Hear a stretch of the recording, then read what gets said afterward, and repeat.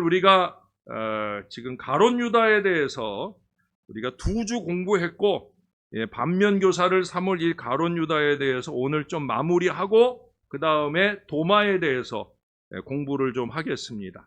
마태복음 26장을 찾아볼까요? 마태복음 26장. 드디어 이 가룟 유다가 예수님을 배반하고 예수님 팔아넘기는 그런 내용들이 마태복음 26장 47절 이하에 나와요. 우리 한번 교독을 할까요? 47절에서 50절까지 한 절씩 교독을 하겠습니다. 말씀하실 때에 12 중에 하나인 유다가 왔는데 대제사장들과 백성의 장로들에게서 파송된 큰 무리가 칼과 몽치를 가지고 그와 함께 하였더라. 예수를 파는 자가 그들에게 군호를 짜 이르되 내가 입맞추는 자가 그이니 그를 잡으라 한지라. 곧 예수께 나와 랍비여 안녕하시옵니까 하고 입을 맞추니 예수께서 이르시되 친구여 내가 무엇을 하려고 왔는지 행하라 하신대 이에 그들이 나와 예수께 손을 대어 잡는지라. 아멘. 예, 이제 유다가 검과 몽치를 가지고 있는 수많은 무리들과 함께 나아옵니다. 예수님을 잡아들이기 위해서 온 거죠. 그런데 3년 동안 그렇게 그리스도와 함께 있었던 이 유다가 이제 그분을 팔아넘기려고, 우리가 앞서서 지난주에 봤잖아요. 기회를 찾느라고 아주 열심내다가 결국 기회를 잡았어요. 근데 그 기회가 어떤 때예요? 예수님이 지금 뭐 하고 내려오는 거예요? 겟세마네에서 기도하고 내려오는 거예요. 예.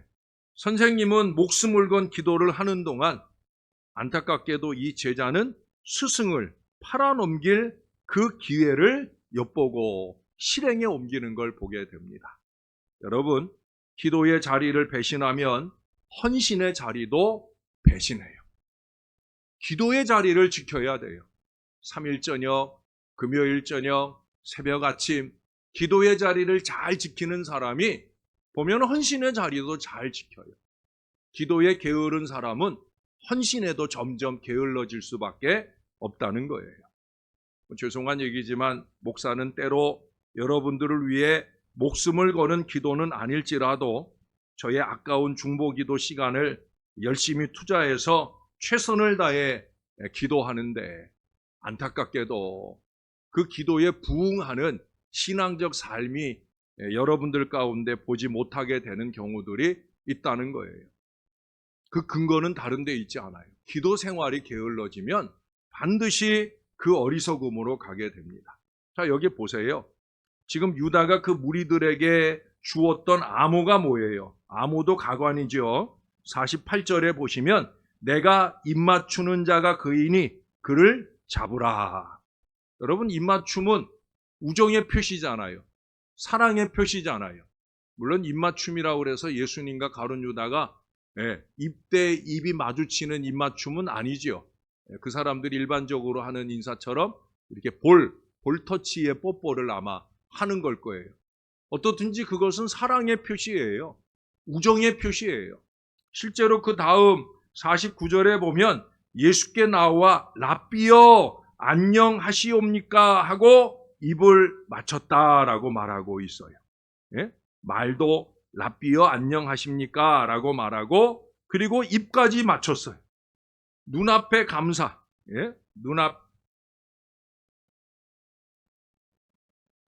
눈앞에 간사, 눈앞에서 간사함으로 행하는데 눈 뒤에서는 배신이 이어지는 그 어리석음을 보입니다. 지금 가룟 유다가 누구랑 같이 왔는지 뻔히 보이잖아요. 그렇죠? 예수님이 50절에 뭐라고 그래요? 친구야, 내가 무엇을 하려고 왔는지 행하라. 아시는 거예요? 모르시는 거예요? 다 아는 거예요. 더군다나 가룟 유다가 누구랑 가까이 왔다. 여러분, 가까이 하는 사람들 보면 이 사람은 어떤 마음가짐이다. 어떤 신앙가짐이다. 그거 다 알잖아요. 목사도 다 알거든요. 아, 저 사람이 누구랑 이렇게 친하게 지내면, 예. 그러면 어떤 마음가짐으로 교회 생활을 하고 신앙 생활을 하는지 이게 다 알아지는 거예요.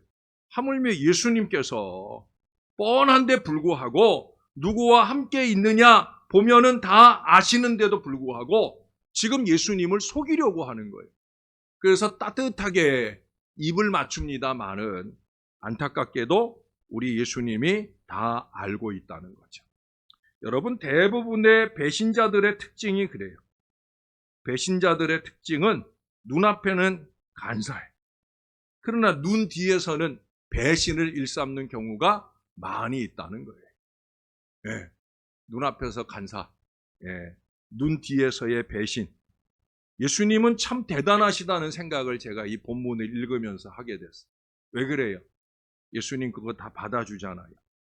입맞춤도 하고 인사도 하고 지난주에도 얘기한 것처럼 베드로에게는 사단아 내 뒤로 물러가라 했는데 가장 사탄적인 일을 하는 이 가룟 유다를 향해서 친구야 라고 부르면서 아주 부드럽게 말씀하시는 예수님을 보게 되어집니다. 저는 참 이게 부러워요. 예? 저는 이게 잘 안 돼요. 예, 우리 아내도 그래요. 당신은 얼굴에 다 나타나. 예, 저는 얼굴에 다 나타납니다요. 예, 미움 때문이 아니라 어색함 때문에 다 나타나요. 제가 이 MBTI로는 이 외향적이라고 나오는데 실제적으로는 상당히 내성적이거든요. 저 멀리서 아는 사람이 보이면은요 인사를 할까 말까 많이 고민을 해요. 그래서 교인이 목사를 피해서 도망가는 것보다 죄송하지만 제가 여러분들의 낯을 피할 때가 많아요. 예. 미워서 그러는 게 아니라 마주쳐서 인사하고 나면 뭔 말을 건넬까. 예. 그래서 준비를 하고 가요. 예. 근데 교인들이 잘 몰라보고 지나가더라고요. 예. 잘 몰라보고 지나가. 뭐가 그렇게 바쁘신지 생각에 골몰하다 보면 몰라보고 지나가. 근데 그게 하나도 안 섭섭해. 아, 다행이다. 이런 마음이 솔직히 들어요. 왜냐하면 아는 척을 하면 이제 건네야 될 목사니까 그래도 내 양들을 만났는데 내가 좀 이렇게 인사로 건넬 말들을 해야 되는데 그게 막 너무 저한테는 어려운 거예요. 예. 그러니까 이제 그 아까 말씀드린 대로 예수님처럼 그야말로 철판을 깔고 전혀 기쁘지도 않은데 그렇지 않겠어요? 예수님이 지금 가룟 유다가 하려는 일을 다 알고 가룟 유다가 그렇게 자신을 팔고 나면 밤새도록 어떤 고통과 고난을 겪을지 다 아시는데 그런데도 불구하고 따뜻하게 입맞추며 맞이하시는 여러분, 저는 이 예수님이 너무 부러워요. 네. 제가 전에도요. 전에 있던 교회에서 그런 가정이 있어요. 물론 그 남자분은 그분이 이제 저 일산 쪽에 이렇게 제가 있는 쪽에서 상당히 멀리 거기서 사업을 하고 계시는 분이었는데 그분은 뭐 큰 교회도 다니다 오시고 그랬어요. 그분이 저한테 그래요. 예? 죽을 때까지 목사님과 함께 뭐 그런 얘기도 하고 이분이 심지어 내노라 하는 아주 큰 교회 목사님들 막 꼽아가면서 누가 최고라 그래요? 우리 목사님이 최고라고. 예, 자기는 이렇게 차 타고 다니면서 그때만 해도 이렇게 인터넷으로 이렇게 설교가 올라가고 이러는 때가 아니다 보니까 홈페이지에 설교 올리고 이런 때가 아니다 보니까 근데 그분은 큰 교회 목사님들은 방송 설교를 하잖아요. 극동방송에서 설교가 나오고 기독교 방송에 설교가 나오고 그러니까 자기는 일산까지 출퇴근하면서 자기는 내노라 하는 큰 교회 목사님들 설교를 날마다 종류별로 들으면서 다닌다는 거예요. 근데 뭐라고 그래요? 그분들보다 우리 김명준 목사님 설교가 최고라고. 전 바보같이 그걸 다 믿었어요. 뭐 믿어야지 어떡합니까? 교인이 하는 말인데. 근데 제가 언제 실망을 했냐면 그 가정이 이제 교회를 이렇게 떠나게 됐는데 물론 그 집사님은 처음부터 원래 그런 뜻이 아니었는데 그 부인 되시는 권사님이 먼저 교회를 안 나오기 시작하면서 결국 그 아내 등살에 이 남편도 이제 같이 교회를 안 나오게 됐어요. 근데 트집 잡는 그 아내 되시는 분의 트집 잡는 트집거리가 뭐겠어요? 설교. 남편이 한국교회에서 제일 훌륭한 설교를 한다고 그런 그 설교를 가지고 아내가 트집을 잡더라고요.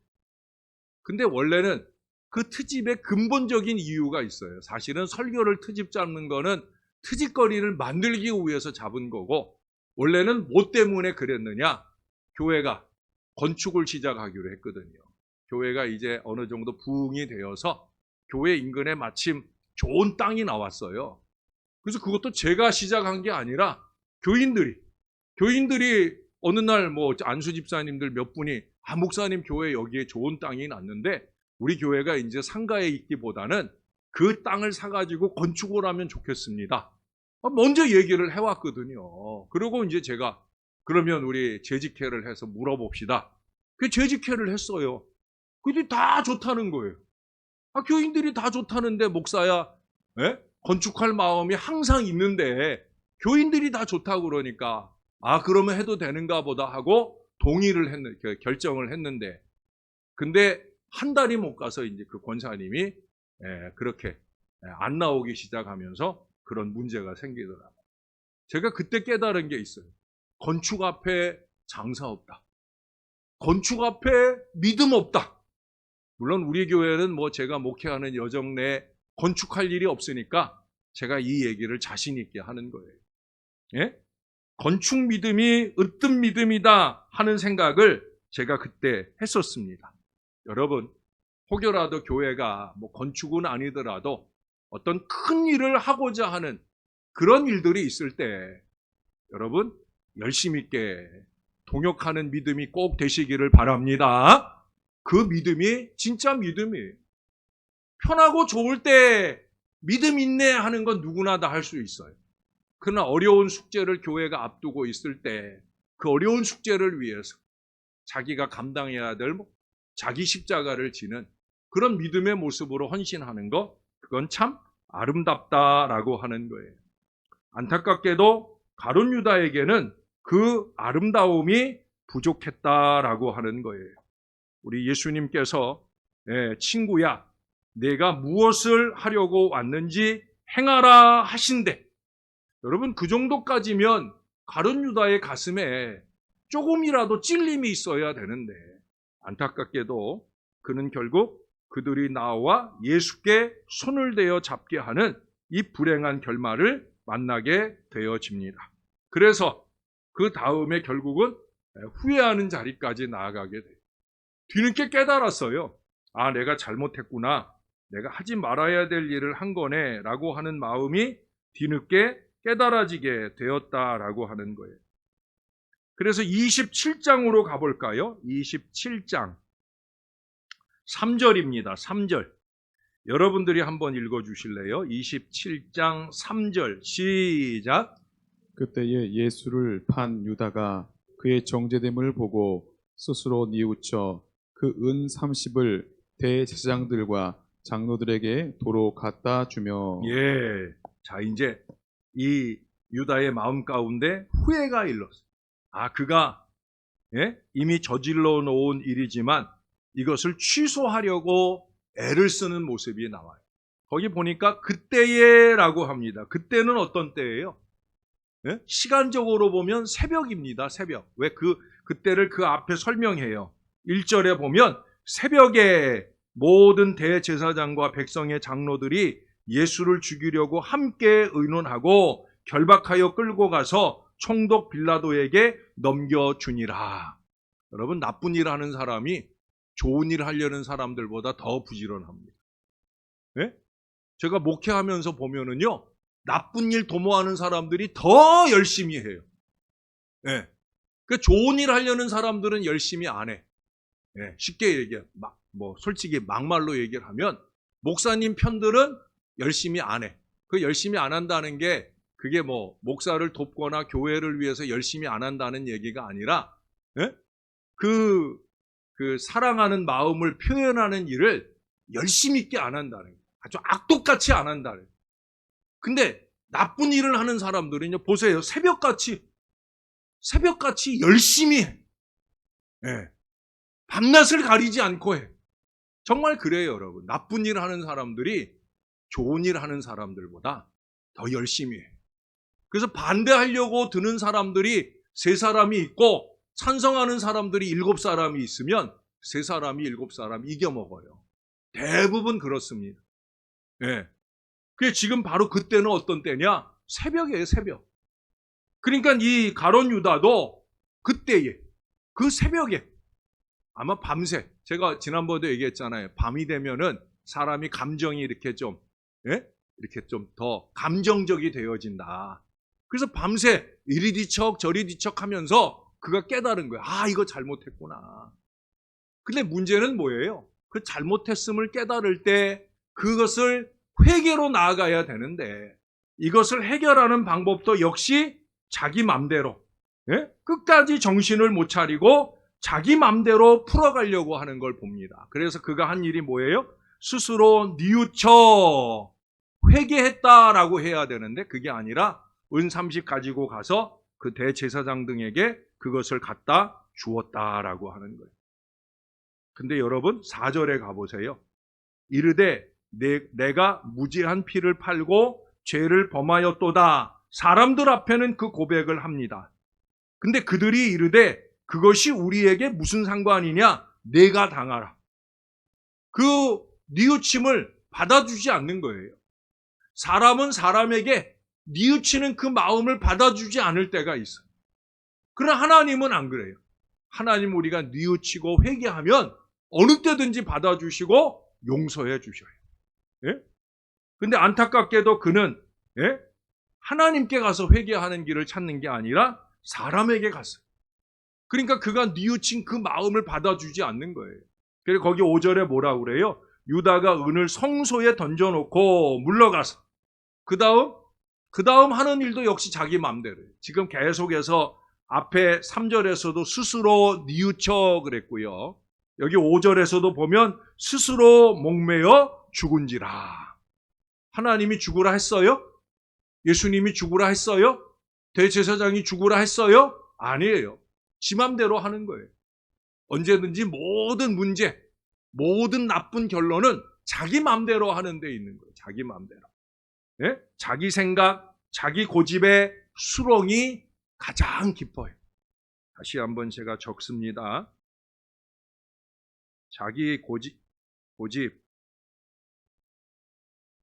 자기 생각의 수렁이 어떻다고요? 가장 깊어요. 가장 깊어요. 세상 그 어느 샘보다, 어느 구렁보다 가장 깊은 것은 자기 생각이에요. 자기 생각. 자기 고집이에요. 예. 거기서 헤어나오질 못해. 목사가 10년 동안 같은 말씀을 반복하고 그게 자기를 향한 말씀인지 모르지 않을 텐데 못 나와.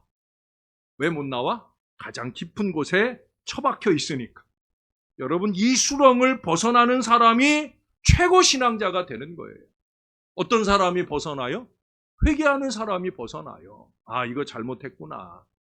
내가 이렇게 신앙하면 안 되는데, 내가 이 수렁에 빠져 있으면 안 되는데, 그래서 하나님 뜻대로 살아가는 그 겸손한 승리자가 되는 비결은 어디에 있느냐? 그건 다름 아니라 회개로 자기의 그 변질을 차단할 수 있는 사람. 이 사람이 신앙의 승리자가 되는 줄로 믿습니다. 자기 생각, 자기 고집의 수렁에서 빨리 나와야 돼요.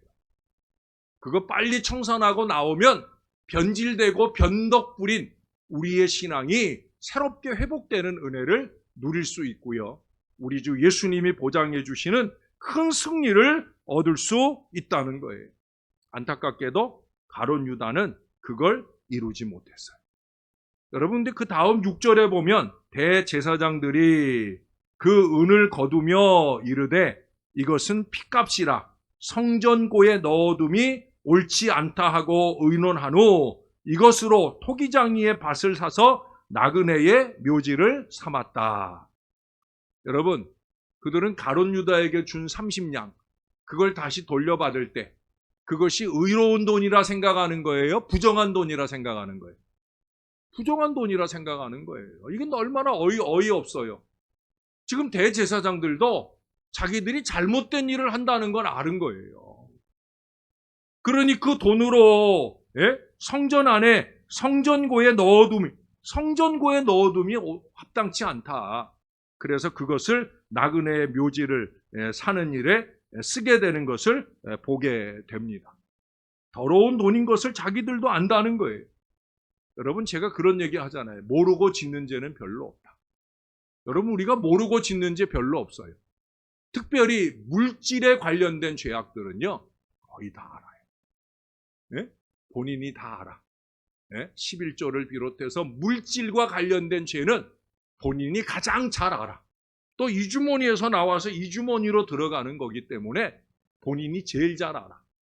그러니까 물질에 관한 한 여러분 모르고 짓는 죄 없어요. 알고 짓는 거예요. 알고. 그러니 빨리 그 잘못된 수렁에서 헤어 나와야 된다는 거예요. 결국은 그는 그렇게 그 다음에 말씀하잖아요. 9절에 가서 보면 이에 선지자 예레미야를 통하여 하신 말씀이 이루어졌나니. 여러분이 앞서서도 한 두세 번 살펴봤어요. 가룟 유다에게도 말씀이 이루어지는 말씀대로의 결과가 나타나는데 긍정적이라고 그랬어요? 부정적이라고 그랬어요? 부정적이라고 그랬어요. 네, 제가 강조하는 말씀 신앙, 말씀대로의 이 신앙이 가룟 유다에게는 부정적으로 나타나는 걸 지금 세 번째 살펴보는 거예요. 사랑하는 여러분, 우리는 말씀대로의 신앙을 긍정적으로 살아내야 되는 거예요. 이 교재의 제일 마지막 질문이 뭐냐면 왜 유다는 12제자 중 한 사람으로 선택되었는가? 그렇잖아요, 여러분. 예수님 8사람이 예수님의 12제자 중에 한 사람이라고 하는 게 솔직히 이해하기 어렵잖아요. 예수님이 선택을 했는데 왜 예수님은 이런 가룟 유다 같은 사람을 왜 선택했을까? 왜 선택했을까? 다른 거 아니에요. 성경적인 대답은 그렇습니다. 선지자의 글을 이루려 함이니라. 결국 말씀을 이루기 위한 존재로 그가 하나님 앞에, 예수님 앞에 부름 받았다는 거예요. 그래서 예수님이 가룟 유다에게 그런 얘기를 했잖아요. 차라리 나지 않았으면 좋을 뻔했다. 사랑하는 여러분, 지난주에도 말씀드린 것처럼 저와 여러분들은 하나님 앞에 그런 말씀 듣는 사람 되면 안 돼요. 차라리 나지 않았으면, 차라리 보지 않았으면, 차라리 만나지 않았으면 그런 사람 되면 안 돼요. 작년 12월부터 해서 우리 교회에 하나님이 복덩이들을 많이 보내주고 있어요. 아멘? 전 우리 복덩이들이 우리 교회에 많이 오고 있다고 믿고 있어요. 하나님이 그렇게. 제가 올해 연초에 지금 제가 감사하게 여기는 게 두 가지예요. 하나는 복덩이들로 여겨질 분들을 하나님이 많이 보내주고 있다라는 것 첫 번째고요. 두 번째는 세교인들에 대한 우리 교인들의 태도가 달라졌다는 거예요. 세교인들에 대해서 잘해주고 있다는 거예요. 할렐루야.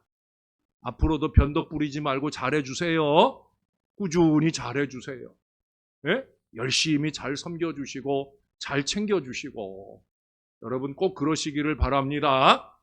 세교인들한테 잘해주세요. 여러분들이 잘해주세요. 저는 똑같이 잘할 테니까 세교인들이거나 이전에 저와 함께 계속 10여 년 동안 신앙한 교인들이거나 저는 똑같이 잘할 테니까 여러분들은 특별히 세교인들에게 더 관심 갖고 더 많은 사랑을 주시면 하나님이 하늘 하나님께서 그 위에서 내려다보시고 이제 신월제일교회는 세교인들을 마음껏 보내줘도 되겠다 생각하실 줄로 믿습니다.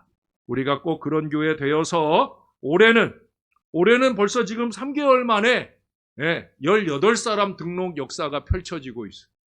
할렐루야. 여러분, 여기에 우리가 만족하면 안 돼요. 계속해서 더 많은 복덩이들이 올 줄로 믿습니다. 그래서 우리 교회가 내년에는 올해보다도 더 많은 하나님의 일들을 할 준비가 잘 갖추어지면 좋겠습니다.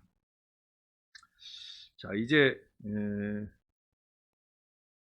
가룟 유다는 여기까지만 하고요. 우리 도마에 대해서 공부를 좀 하겠습니다. 도마도 뭐 12제자 중에 이제 한 사람이죠.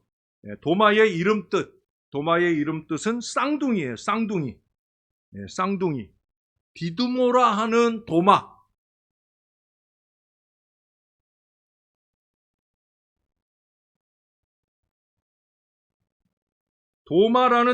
도마라는 말의 뜻은 쌍둥이. 그럼 디두모라고 하는 말은 뜻은 뭘까요? 쌍둥이. 같은 말이에요, 같은 말. 디두모는 히브리 말이고 도마라는 말은 헬라어예요. 지금 신약 성경은 뭘로 써졌어요? 헬라어로 쓰여 있어요. 그 뒤에 앞부분에는 히브리어로 써 있고, 구약 성경은 히브리어로 써 있고. 그래서 이제 이 디두모라 하는 도마라고 하는 것은 이 마태복음 같은 경우에는 특별히 제자들의 이름들을 쭉 나열하면서 디두모라 하는 도마라는 이유는 마태복음의 독자가 누구예요? 유대인들, 히브리어를 쓰는 유대인들이에요. 그래서 디두모라고 해야 더 잘 알아들어. 그래서 디두모라 하는 도마는 헬라어예요. 똑같이 무슨 말이라고요? 쌍둥이라는 말이에요. 그 쌍둥이라는 게 이 도마가 남자 쌍둥이인지 아니면 여자 남자 쌍둥이인지 그건 몰라요. 성경이 안 나오니까. 사실은 이 도마에 대한 기록은 성경에 많이 안 나와요. 네 복음서에 도마라는 이름은 다 나와. 죄송해요.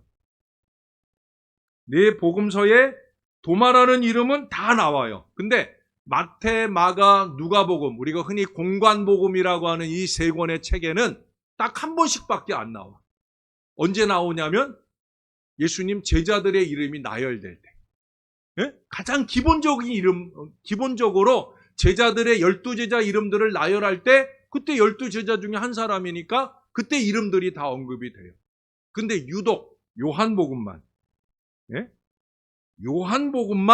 도마에 대한 특별한 기록들을 가지고 있는 걸 보게 되어집니다. 그래서 우리는 주로 요한복음을 중심으로 해서 이 도마에 대한 기록들을 살펴보게 되어질 거예요. 아까 이 도마가 쌍둥이다는 얘기를 했어요. 여러분 예수님 제자들 중에는 형제 그룹들이 많잖아요. 그렇죠? 베드로와 안도레가 있고 그 다음에 그 야고보와 요한이 있고 근데 그러면 도마도 그 쌍둥이와 함께 같이 예수님 제자가 되었을 법한데 아니더라는 거예요.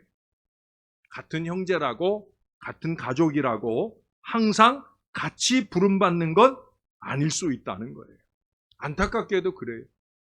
우리 남편이 나랑 같이, 우리 아내가 나랑 같이, 우리 자식들이 나랑 같이 지금 여기도 형제들을 전도하기 위해 기도하고 애쓰는 분들이 있는데 우리 아무개 동생이 우리 아무개 언니가 나랑 같이 이걸 원하는데 그러지 않는다는 거예요. 각각 부름이 달라요. 각각의 구원이 달라요. 각기 부름받은 모습 그대로 우리는 주님을 따라야 되는 거예요. 부정적인 못하고 못난 사람을 핑계로 해서 뒷걸음질 치는 게 아니라 우리는 오히려 나은 사람을 표본으로 해서 그보다 더 나아지기를 소원하는 간절한 마음으로 신앙해야 되는 거예요. 도마가 자기보다 못한 자기 형제를 핑계로 해서 뒷걸음질 치지 아니하고 자기라도 예수님 부르심에 응답하고 헌신했던 우리는 그 믿음을 따라가야 되는 거예요. 그리고 우리는 기도해야 되겠죠. 야고보와 요한을 부러워하고 베드로와 안드레를 부러워하면서 나도 우리 형제가, 나도 우리 가족이 나와 함께 부름받기를 소원하는 그 마음의 기도가 우리에게 있어야 될 줄로 믿습니다. 자, 그러면 이 요한복음에 나타난 이 도마는 어떤 내용을 우리들에게 보여주는지 오늘 아마 한 가지만 먼저 살펴보겠습니다. 첫 번째 꼽을 수 있는 것은 도마는 감정에 따라 움직이는 사람이라는 거예요. 요즘에 그 젊은이들이 MBTI라는 걸 하는데 성격 테스트를 하는 거예요. 그 중에 감정 감정 부분을 가지고 저 같은 경우에는 ENFJ거든요. 그 세 번째 부분이 감성적이냐 아니냐 하는 걸 보여주는 거예요. 그래서 좀 감성적이지 않은 사람, 너무 이렇게 기계적이고 이런 사람은 T. 쟤는 T야. 요즘 애들은 그런 얘기 잘해요. 여러분. 쟤는 T야. 저 사람은 T야. 여긴 누가 T일까? 예? 뭐 T라고 해서 나쁜 건 아니에요. 왜? 하나님이 그렇게 만들어 보내셨으니까. 예. 이런 사람들은 별로 감성이 이렇게 뭘 이렇게 이야 참 이쁘다. 요걸 느끼는 건 J예요. J. F예요. F. 예? 야, 참 이쁘다. 예? 저는 F 성격이 좀 강한 편이죠. 그렇죠? 예, 제가 여러분들에게 글을 만들어 보낼 수 있는 것도 그 F가 강해서 그래서 그런 것도 있어요. 네. 근데 이 도마 같은 경우도 F예요. F. 오늘날 MBTI로 보면 F의 사람이에요. 감성적인 사람. 어떻게 아느냐? 자, 요한복음을 가볼까요? 요한복음 11장을 한번 보겠습니다. 우리 요한복음 11장 많이 봤죠? 예. 마리아, 마르다, 나사로, 그리고 이제 이 도마에 대해서도 요한복음 11장. 우리가 11장 8절을 먼저 한번 보죠. 여러 번 봤어요. 8절도. 제자들이 말하되 랍비여 방금도 유대인들이 돌로 치려 하였는데 또 그리로 가시려 하나이까. 자, 지금 예수님이 누구 만나러 가려고 그러는 거예요? 예? 우리 이거 많이 봤는데도 생각이 안 나시나 봐요? 죽은 나사로 만나러 가려는 거잖아요. 나사로가 이미 죽었는데 예수님은 아니다, 잔다. 그러고 이제 그 나사로를 깨우러 가려고 하는데, 일으키려고 가려고 하는데, 근데 예수님은 그 나사로를 향한 그 따뜻한 마음, 간절한 마음 가지고 가려고 하는 거예요. 근데 제자들, 다른 제자 그룹들은 뭐라고요? 아이고 예수님, 무슨 말씀이세요? 방금도 우리가 유대 땅에서 죽을 뻔했는데 또 그리로 가려고 하십니까? 라고 말하는 거예요. 우리가 그 앞에 10장을 근거로 해서 이 부분을 살펴봤잖아요. 10장 31절에 보면은 유대인들이 다시 돌을 들어 치려 하거늘 이라는 말씀을 봤었어요. 기억나시죠? 예. 기억 안 나시면 고맙고, 기억나면 더 고맙고, 예. 38절을 가보십시다. 내가 행하거든, 39절, 죄송해요. 39절. 그들이 다시 예수를 잡고자 하였으나 그 손에서 벗어나 나가시니라. 끊임없이 지금 대제사장 등 유대인들이 예수님 또 예수님 일행을 핍박하려고 애를 쓰는 거예요. 근데 지금 예수님이 다시 또 유대로 간다니까, 베다니로 간다니까 지금 제자들이 말리고 있는 거예요. 예? 절대 안 된다고. 예? 예수님 잡아 죽이려고 하는데 어딜 가려고 그러냐고.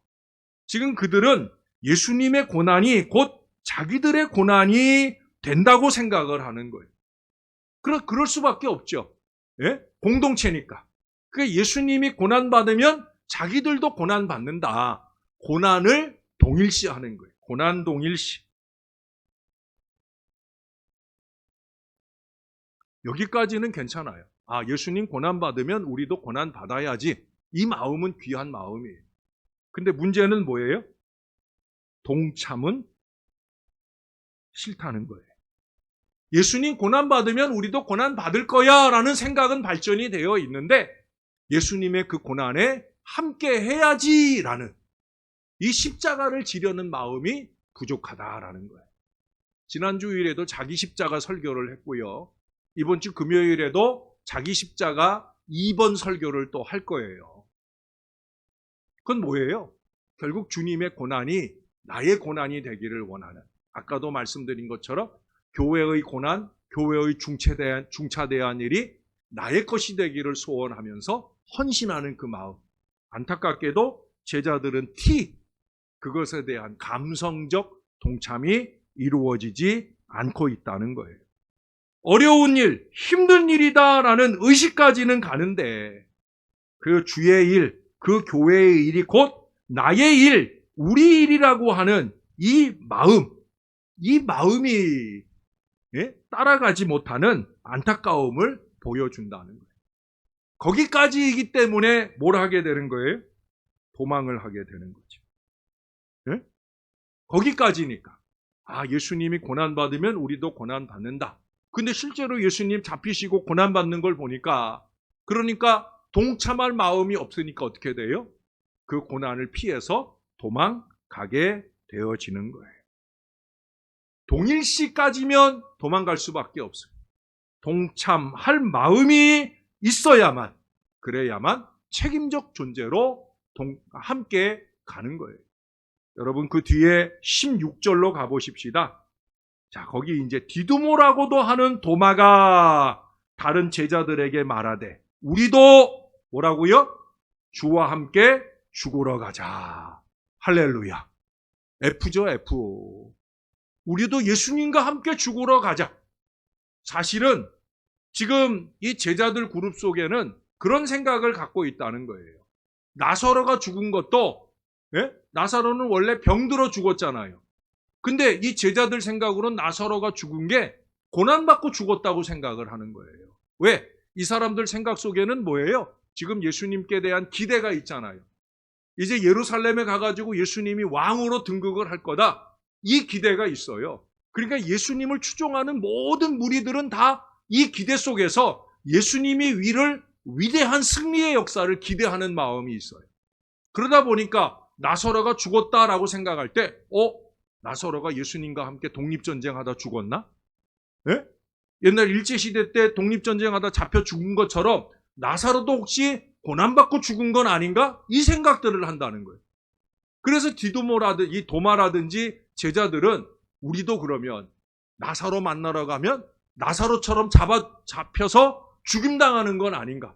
지금 이 도마의 마음 가운데 우리도 주와 함께 죽으러 가자 한다는 게 이게 십자가 지겠다고 간다는 건 아니잖아요.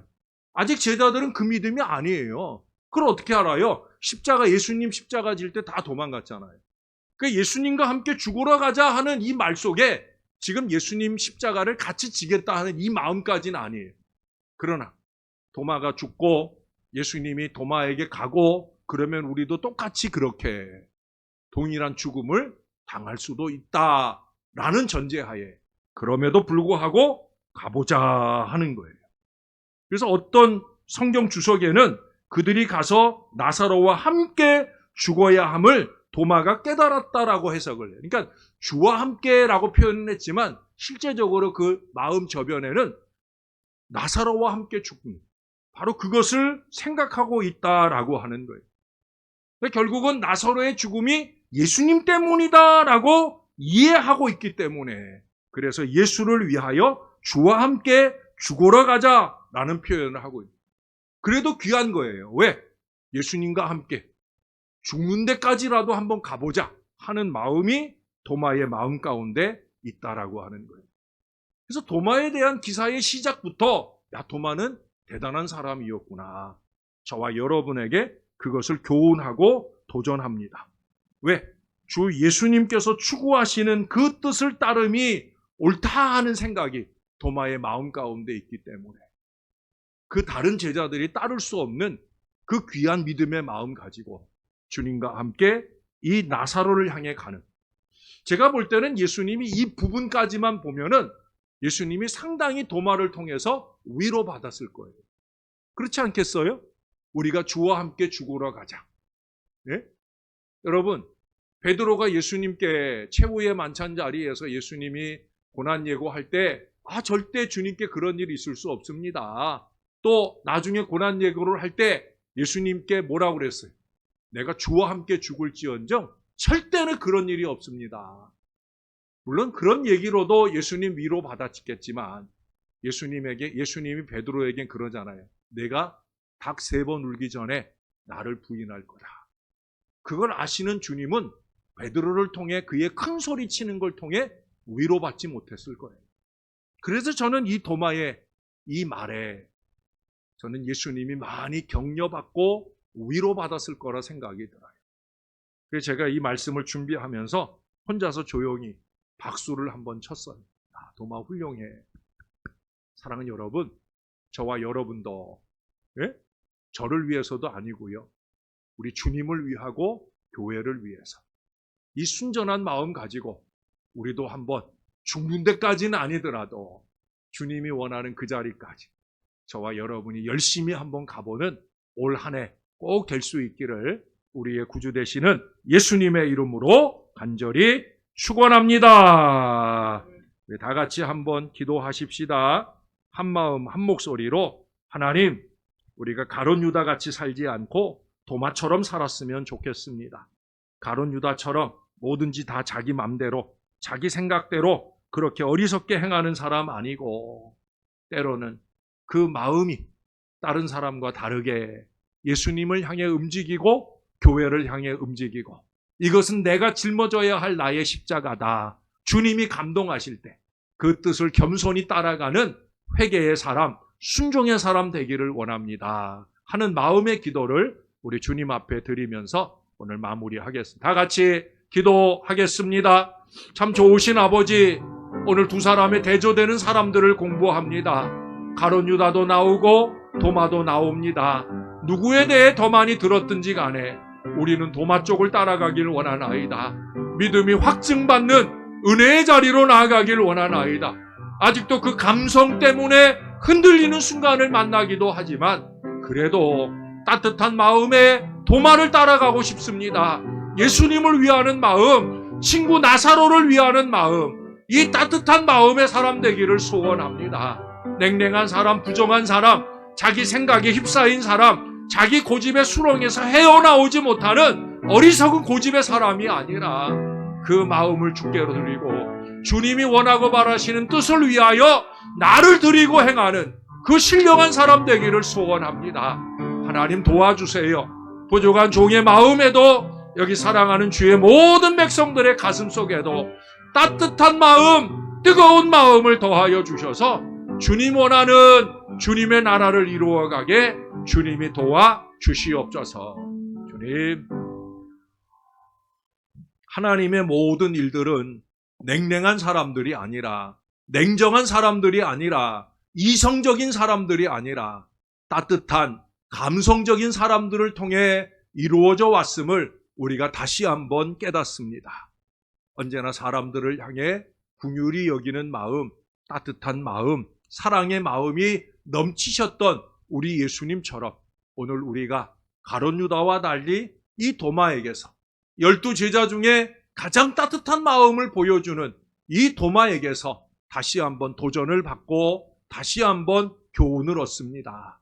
하나님, 비록 우리가 태어나기를 T로 태어나서 그렇게 이성적인 생각들이 더 발전적인 그런 우리들의 모습이 있을지라도 적어도 복음에 대해서는, 적어도 사람에 대해서는, 적어도 예수님에 대해서는 언제나 따뜻한 마음, 뜨거운 마음으로 신앙하는 하나님의 사람들 되게 하여 주시옵소서. 우리가 주와 함께 죽으러 가지는 못할지라도 주님, 내가 짊어져야 할 내 십자가만큼은 외면하지 않고 짊어지고 갈 수 있는 하나님의 사람들 되게 하셔서 우리로 통해 하나님의 일이, 하나님 나라의 일이, 교회의 든든한 반석 위에 서는 일들이 잘 이루어지게 도와 주시옵소서. 올해 들어 좋은 교인들을 많이 보내주셔서 감사합니다.